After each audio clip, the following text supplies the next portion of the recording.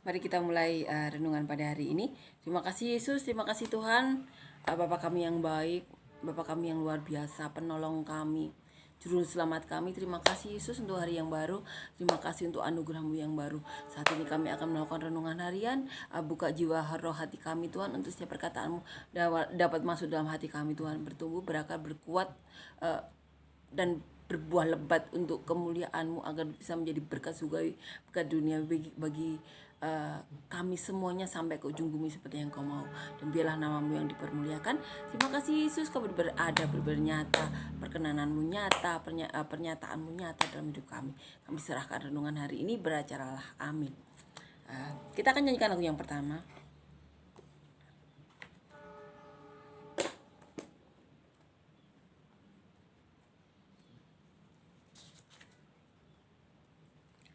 Sebab Tuhan Maha Besar dan sangat terpuji.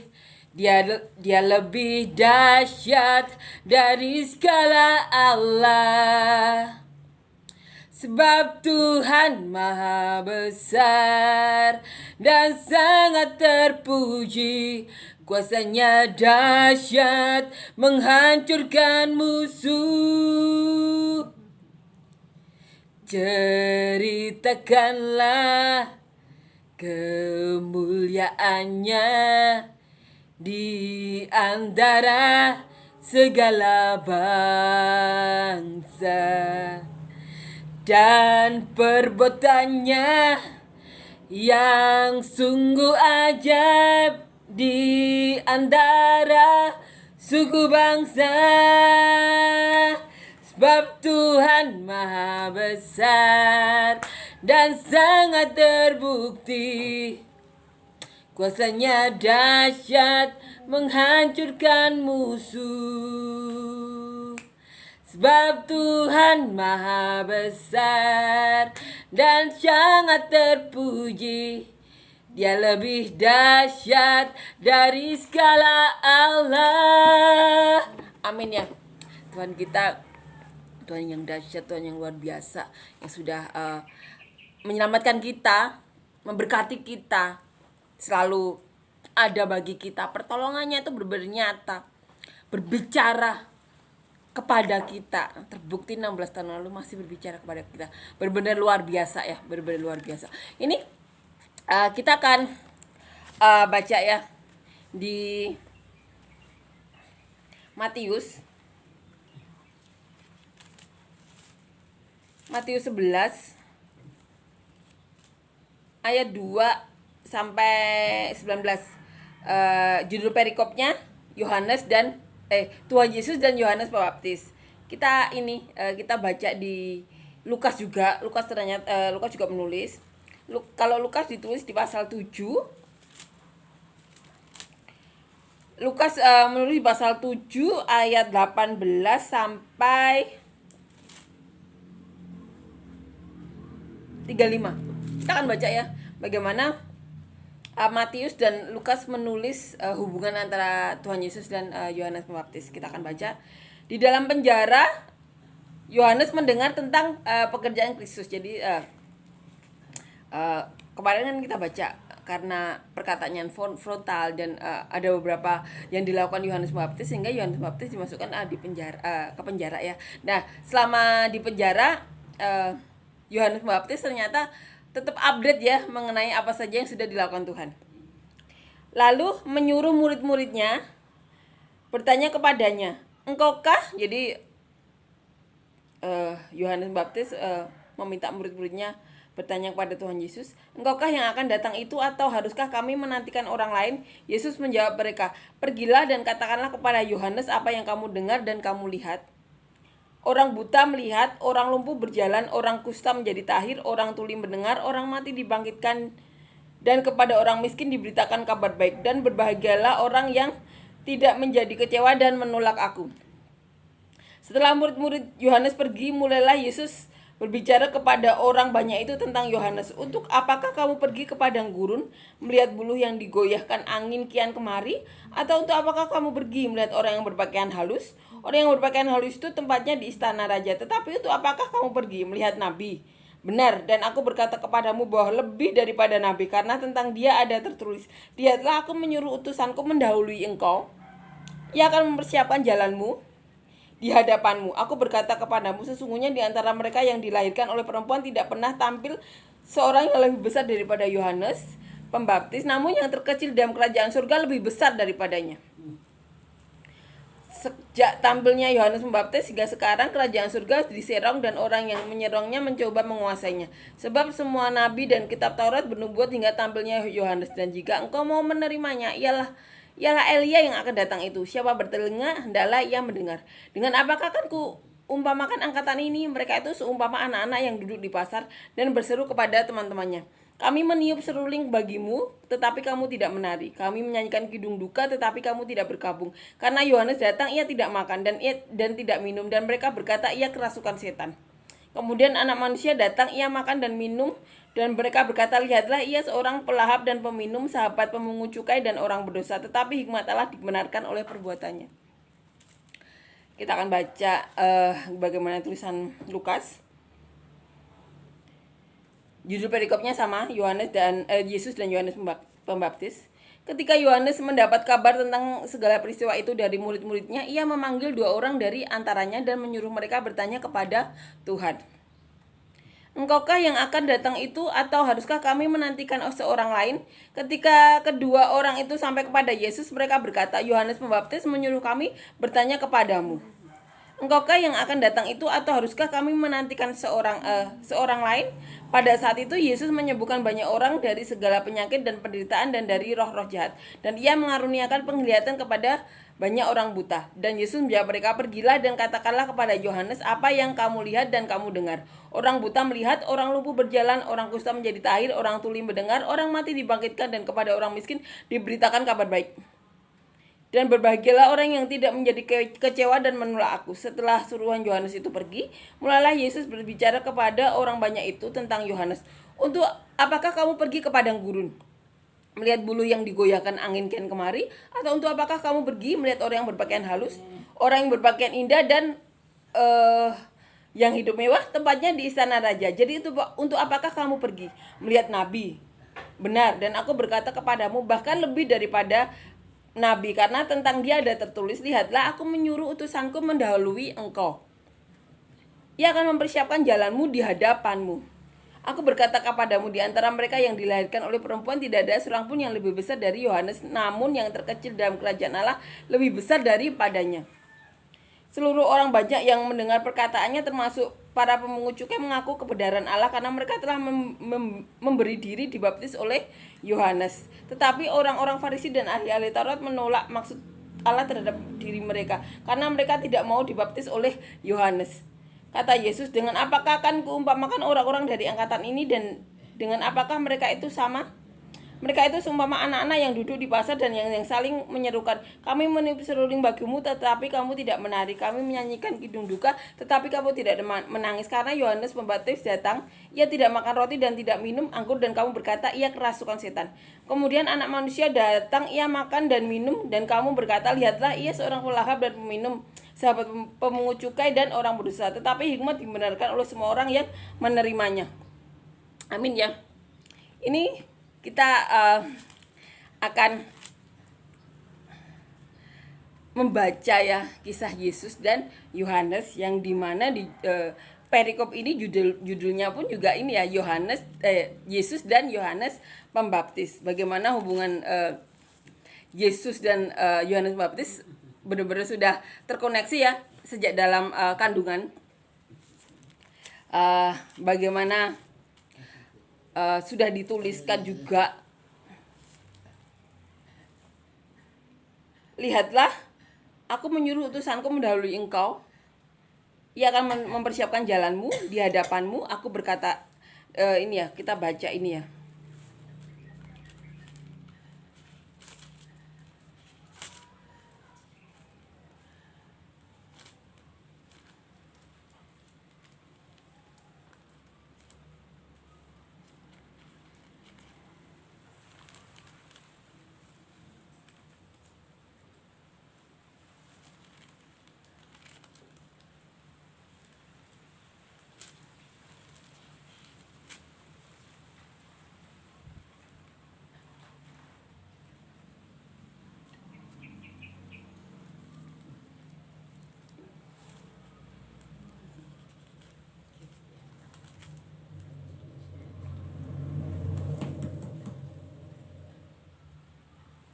ditulis di kitab di Perjanjian Lama, di Maleakhi juga ditulis, Maleakhi 3 ayat 1, lihat aku menyuruh utusanku supaya ia mempersiapkan jalan di hadapanku.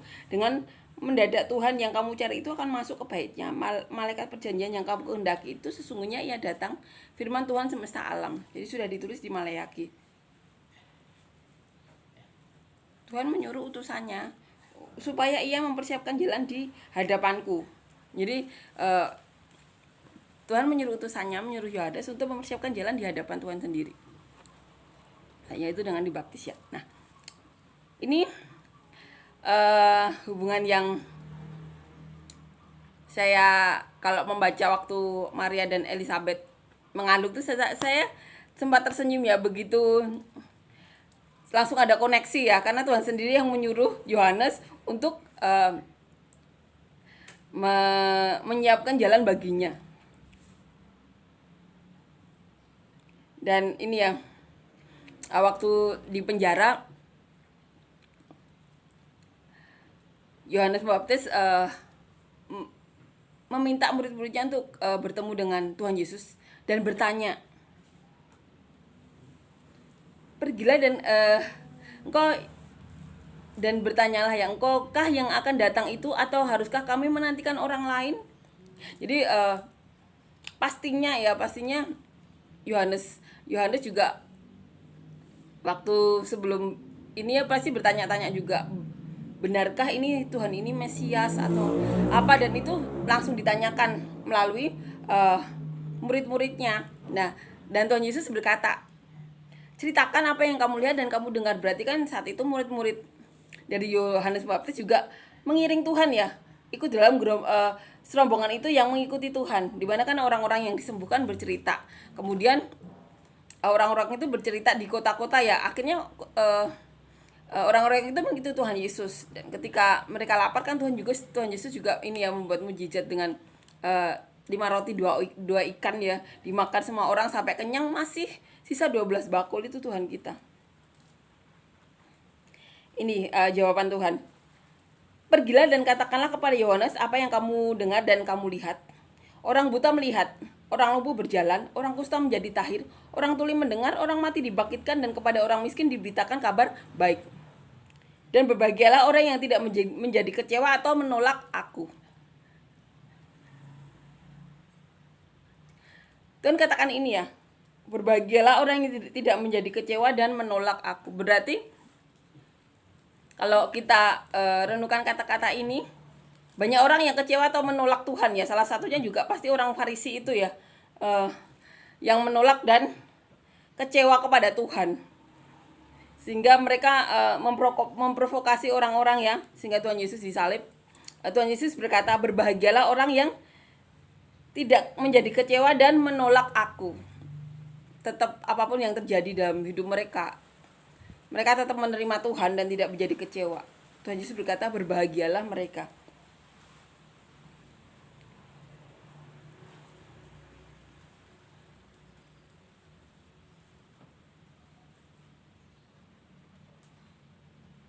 Dan Yesus ini ya juga menulis ini, bagaimana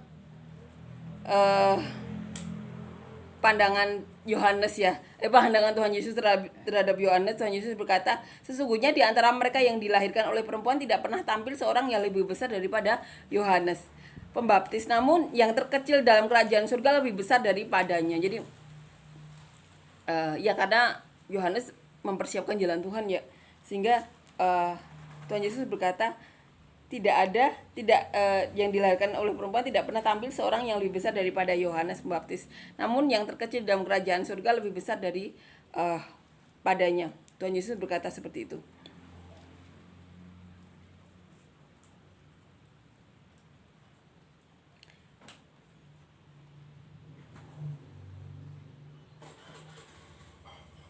Dan ini, sejak tampilnya Yohanes Pembaptis hingga sekarang, kerajaan surga diserang oleh orang yang menyerongnya, mencoba menguasainya. Seperti yang kita baca kemarin, Yohanes dimasukkan dalam penjara. Sebab semua nabi dan kitab Taurat bernubuat hingga tampilnya Yohanes. Kita juga tahu ya, Nabi Yeremia pun sama di Maleakhi dicatat mengenai Yohanes. Dan jika kamu menerimanya, ialah Elia yang akan datang itu. Siapa bertelinga, bertelinga adalah ia mendengar. Dengan apakah akan kuumpamakan angkatan ini? Mereka itu seumpama anak-anak yang duduk di pasar dan berseru kepada teman-temannya. Ini perumpamaan yang Tuhan ini ya katakan. Kami meniup seruling bagimu, tetapi kamu tidak menari. Kami menyanyikan kidung duka, tetapi kamu tidak berkabungkan. Dikatakan ini juga karena Yohanes datang, ia tidak makan dan tidak minum, dan mereka berkata ia kerasukan setan. Jadi orang-orang ahli Taurat, orang-orang Farisi, orang-orang zaman dulu yang menentang Yohanes ataupun Tuhan Yesus berkata, saat tidak makan daging, Yohanes dikatakan orang sesat. Dan saat Tuhan ini juga gini, saat Tuhan Yesus makan dengan Matius dan pemungut cukai, berarti kan makan, minum, makan daging juga kan. Ini kemudian anak manusia datang, ia makan dan minum, dan mereka berkata, lihatlah ia seorang pelahap dan peminum. Lihatlah ia seorang pelahap dan peminum, sahabat pemungut cukai dan orang berdosa, tetapi hikmat Allah dibenarkan oleh perbuatannya. Jadi saat itu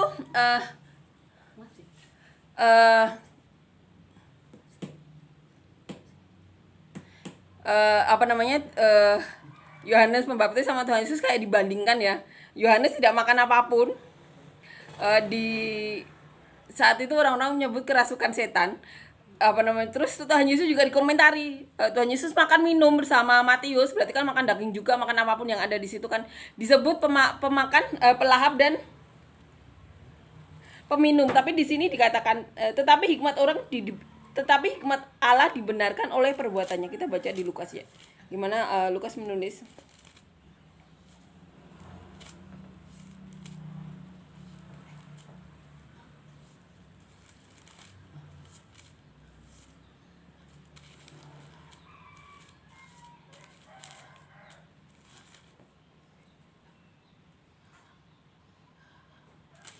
Di ayat terakhir, lihatlah ya, karena Yohanes Pembaptis datang, ia tidak makan roti dan tidak minum anggur, dan kamu berkata ia kerasukan setan. Kemudian anak manusia datang, ia makan dan minum, dan kamu berkata, lihatlah ia seorang pelahap dan peminum, sahabat pemungut cukai dan orang berdosa, tetapi hikmat dibenarkan oleh semua orang yang menerimanya. Karena Tuhan Tuhan ya, apapun yang dilakukan Tuhan kan pasti ada maksud dan tujuan dari Tuhan Yesus. Dan di sini Tuhan Yesus berkata, tetapi hikmat dibenarkan oleh semua orang yang menerimanya.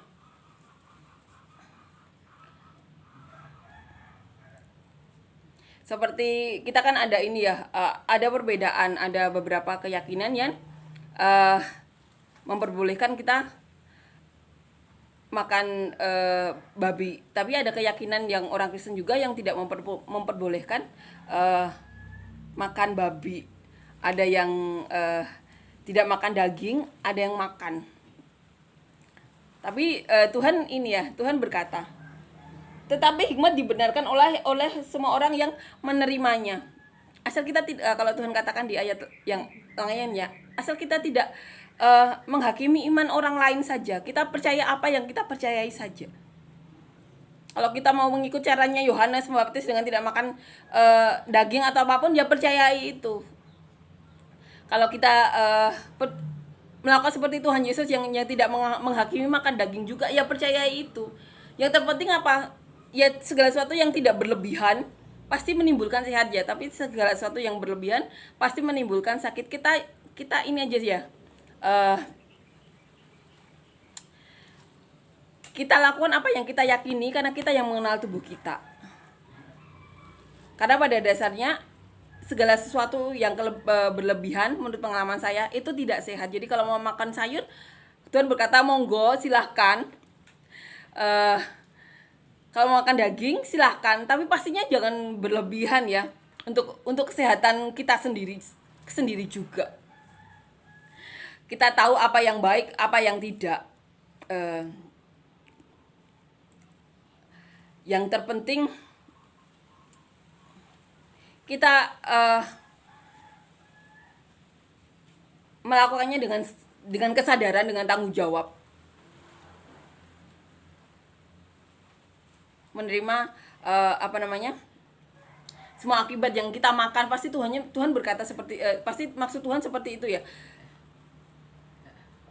Tetapi hikmat dibenarkan oleh semua orang yang menerimanya. Tuhan Yesus pun sama Yohanes Pembaptis juga dibanding-bandingkan. Tapi Tuhan berkata,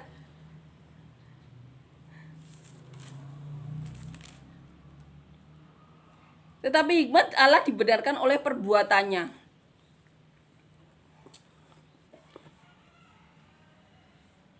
Jadi di sini Tuhan mengajarkan, lakukan saja apa yang dipercaya,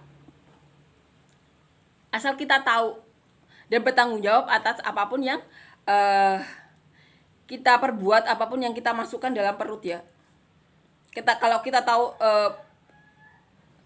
badan kita tidak cocok dengan makanan berdaging, jangan makan. Kalau badan kita kurang cocok dengan terlalu banyak sayur, ya tambahin yang lainnya. Kan badan orang beda-beda ya. Itu Tuhan sudah berkata. Sudah dari dulu ya dibanding-bandingkan seperti itu. Tapi Tuhan berkata,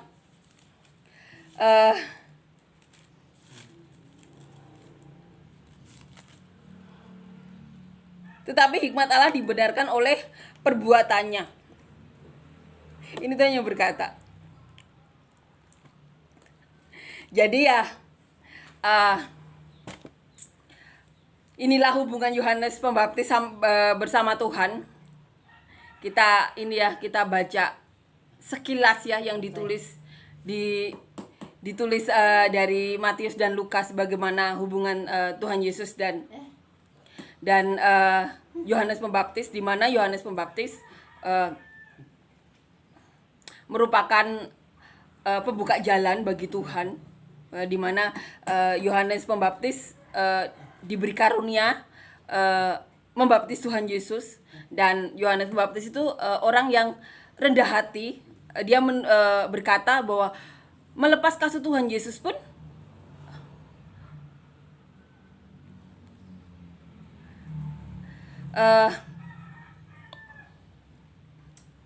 Yohanes Pembaptis merasa tidak layak. Dan ternyata di masa lalu pun Tuhan Yesus sama Yohanes Pembaptis juga dibanding-bandingkan ya. Saat Yohanes jadi sejak zaman dahulu segala apa yang dilakukan Tuhan Yesus juga disorot ya. Jadi dibandingkan juga dengan Yohanes Pembaptis. Yohanes Pembaptis hanya makan sayur-sayuran, biji-bijian, dikatakan saat itu ia kerasukan setan. Dan saat Tuhan Yesus makan bersama Matius ya, Tuhan Yesus dikatakan pelahap dan peminum, mempunyai teman orang berdosa. Tetapi Tuhan mengatakan, tetapi hikmat Allah dibenarkan oleh perbuatannya. Jadi saat itu Tuhan makan sayur, makan daging juga pasti ini ya, ada tujuannya juga untuk bisa berbaur ya dengan orang-orang yang mau diselamatkannya. Jadi tahu kan apa namanya yang dilakukan oleh orang-orang yang mau diselamatkan Tuhan Yesus. Bagaimana kita mau menyelamatkan orang-orang di mana kita tidak bisa berbaur ya, di mana kita tidak bisa merasakan apa yang mereka rasakan. Dan akhirnya Tuhan Yesus juga yang menanggung semua dosa orang-orang tersebut kan, yang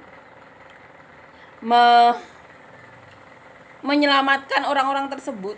Jadi Tuhan melakukan makan minum bersama orang-orang pemungut cukai ya, karena orang-orang tersebut yang mau diselamatkan Tuhan. Tuhan memang datang untuk menyelamatkan orang-orang berdosa ya. Dan salah satu hal yang diajarkan Yohanes Pembaptis juga, dia benar-benar mengatakan apa yang Tuhan mau. Dia benar-benar mengatakan kebenaran di depan para orang-orang Farisi ahli Taurat, di mana mengakibatkan dia di penjara. Yohanes Pembaptis berkata, ular beludak ya, sampai berkata seperti itu kepada orang Farisi. Ini benar-benar mengajarkan kita untuk berani memperkatakan kebenaran di depan orang yang salah kayak gitu, walaupun apapun akibatnya. Itu yang Yohanes Pembaptis lakukan ya. Jangan sampai kita melakukan kesalahan untuk bisa diterima orang, jangan dibalik. Jadi ini benar-benar ini ya, mengajarkan kita bagaimana hubungan Yohanes Pembaptis dan Yesus, yang benar-benar sejak dalam kandungan sudah terbentuk ya. Gimana Yohanes Pembaptis dalam kandungan bereaksi saat Maria datang. Itu hal yang luar biasa, yang benar-benar membuat kita jadi ini ya, jadi benar-benar percaya Roh Kudus pun bertindak atas bayi dalam kandungan. Luar biasa ya, luar biasa Tuhan kita. Inilah hubungan antara Tuhan Yesus dan Yohanes Pembaptis. Hal-hal yang dilakukan Yohanes Pembaptis dan Tuhan Yesus, di mana dalam hal ini benar-benar mengajarkan kita bahwa mereka tuh benar-benar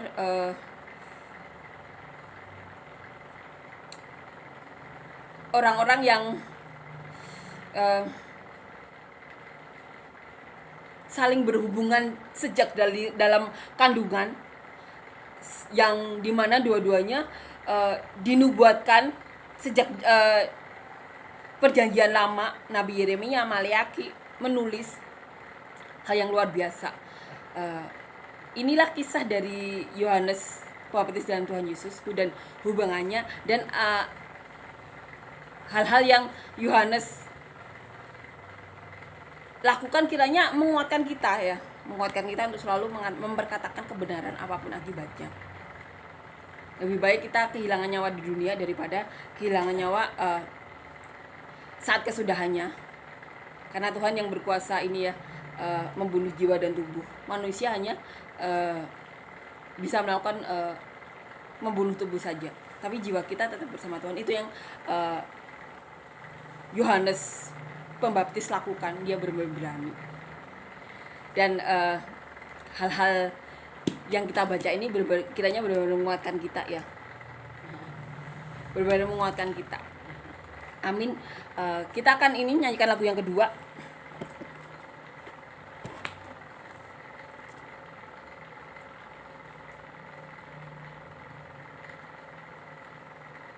Mulia sembah Raja mulia. Mulia sembah Raja mulia,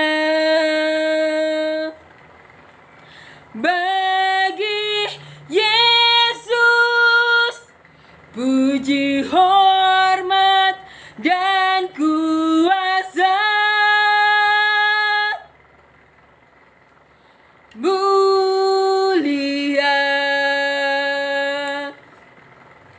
agung kerajaannya,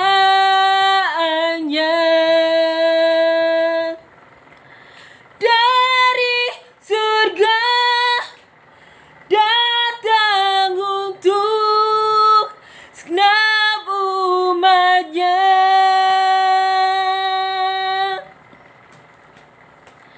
Dipuji